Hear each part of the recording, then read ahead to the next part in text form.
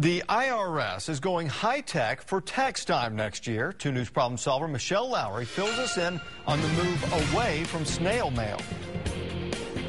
You won't be getting your tax forms in your mailbox next year. The IRS announced it will no longer mail out tax packets. The packets contained forms, schedules, and instructions for filing a paper income tax return.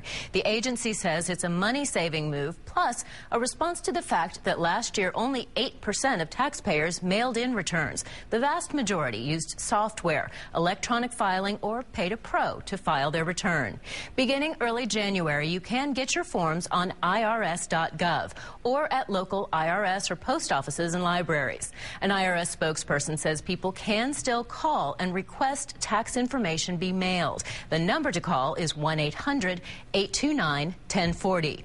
I've added direct links for getting any forms you need for tax time in the Problem Solver section of KJRH.com. That's also where you'll find the link to the website that provides options for free tax software and electronic filings. People who make less than $49,000 a year or are over 60 can get special services to help them with their taxes.